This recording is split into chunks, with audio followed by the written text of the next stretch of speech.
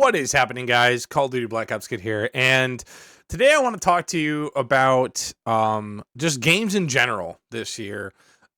People complaining about how Astrobot won Game of the Year, and there's some other games that should have won Game of the Year. And Astrobot came out in September of this year, and to me, I mean, the game was pretty fun. Like, I played at the first Astrobot that came out on PS5, and it's just kind of surprising that won Game of the Year over everything else that came out this year. For example, like Helldivers 2, I was surprised that didn't win Game of the Year. It was one of the hottest, like, talked about games that came out this year, to be honest. At least getting a mention at the Game Awards. Or, Warhammer 40K, Space Marine 2, I'm surprised didn't get any mention really at all during the Game Awards. It's just kind of one of those things that kind of, games that should be getting recognition for being, like very diversified. For example, like indie games, especially lately, have really just kind of cooked, in my opinion. Like the indie games I've been playing lately has mainly been No Nine Souls, which is a really interesting game. Like the combat mechanics aren't revolutionary, but the story is really interesting and kind of gets you to continue playing. So, yeah, I mean, there's that. There's like Final Fantasy VII Rebirth came out this year. What, did that come out on just PC? People were upset that Elden Ring Shadow of the Erdtree did not win. I don't really think DLCs should even really be mentioned as a standalone game when it is big enough to be its own game, but it's not a brand new game. It's just DLC content. It's a pretty quick run too, so I don't know why people got so butthurt about that not winning Game of the Year.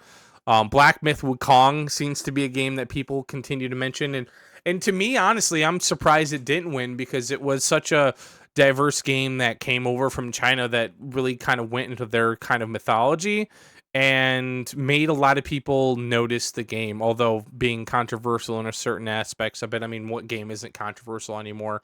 So I kind of want to just go over a couple of the Game of the Year games that came out this year and kind of give you my opinion about some of those. So like starting in January, Pal World came out. Obviously, that's going under a lot of scrutiny as well because the Nintendo lawsuit. Like a Dragon, I like those games. They're really fun, to be honest. I enjoy those type of games. They're guilty pleasure. Helldivers 2, like I said. Skull and Bones, which no one talked about. Warhammer 40K. I don't know why it says Chaos Gate. Dragon Dogma 2. I forgot that game even came out this year, to be honest. I have not played it, obviously, but once it goes on sale or on Game Pass, it'd be nice to play. It's one of those type of games.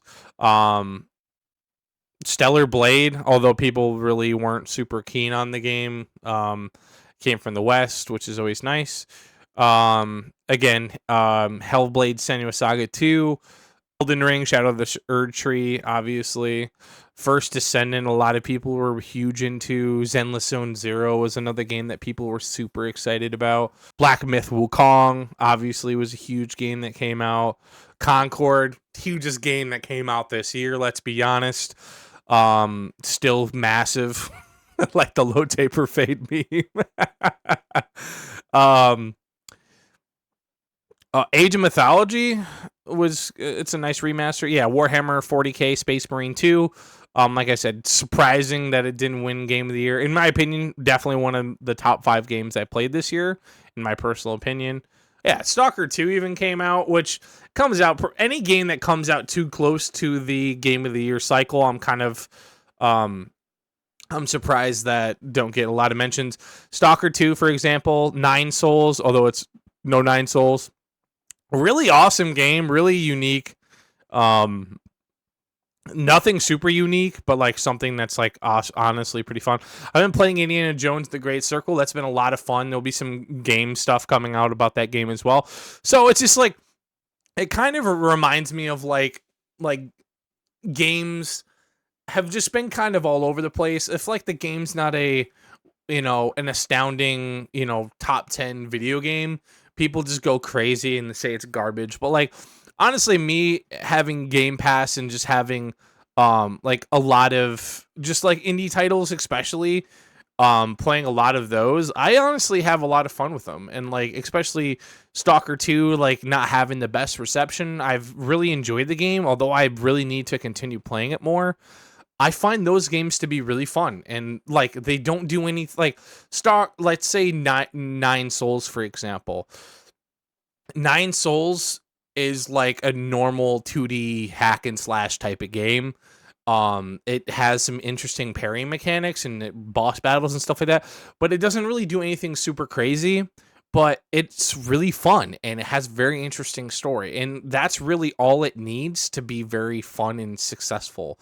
Like games don't need to have ultra realistic graphics and like ultra realistic type of stuff. As long as the game is fun, it rewards you for playing the game. I don't really think that's like something that you should really be worried about. People freak out about that type of shit all the time, and personally, it kind of bugs me in a way because every game doesn't need to be, a game of the year contender. Um, Again, playing a lot of indie games, playing a lot of like free type games that come out recently has been more fun to me than playing a AAA game or playing Call of Duty or any of that kind of stuff. And that just kind of shines about like how gaming is in general right now, where like everyone has to every game has to be a masterpiece, or it's absolute dog shit, or just shitting on a game like let's look at these new games on Game Pass, for example. Like For the King 2. I've never played it. It seems like it would be a kind of a weird kind of game. It's got like the turn-based attack element, but bet you what, it's probably a ton of fun. And then like Wild Frost, like this wouldn't be a game. It's a card game, but bet you what, it's probably a lot of fun. I played I played a lot of card games like Inscription, for example. Like it's a really fun game to play, and it's on Game Pass. Um, like Age of Mythology or StarCraft or any of those types of games. I think they're really really fun, and me personally, those are the type of games that I find to be rewarding. I played like Little Kitty Big City. Like it's just one of those like weird ass like indie titles, like kind of kiddie games, but those kind of are fun to me, and they don't need to do anything exciting. As long as the game is enjoyable and rewarding for the end user, I think those are games. And me personally, I think that users should vote on their own games. For example, like Black Myth Wukong won User's Choice Game of the Year, which I agree with. A couple years ago, I think Fortnite won Game of the Year, which that game didn't even come out that year. So I just find that to be super funny that kind of stuff kind of comes out.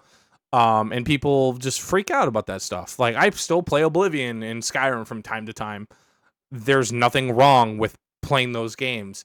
I think they're enjoyable. I think they're fun. Are they game of the year worthy? Probably not.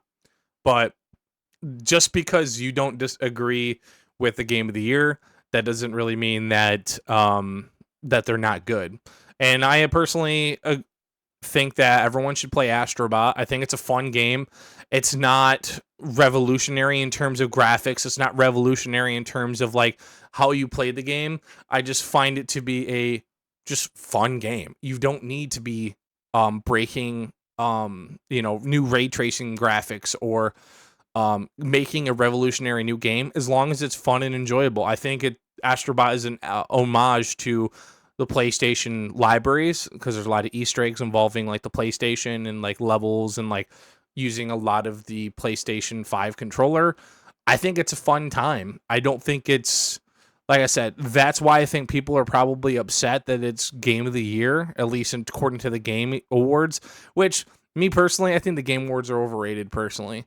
There's a lot of cool games that came out, and we'll be doing some videos on that, but I just think that just because they say it's Game of the Year doesn't revolutionize or make it that much greater. So I don't know, just a little tangent. I've been playing a lot of Indiana Jones. It's been a lot of fun. I'll have some like more good videos and reviews for technology here shortly. I've taken a break off from just things in general. Just a lot of stuff in my personal life, which I won't go into in this video. But I want to appreciate every one of you guys for watching this video, and thank you guys. What do you guys think? Comment your guys' opinions below about what you guys think the state of gaming is today, and we'll see you guys in the next one. Peace out.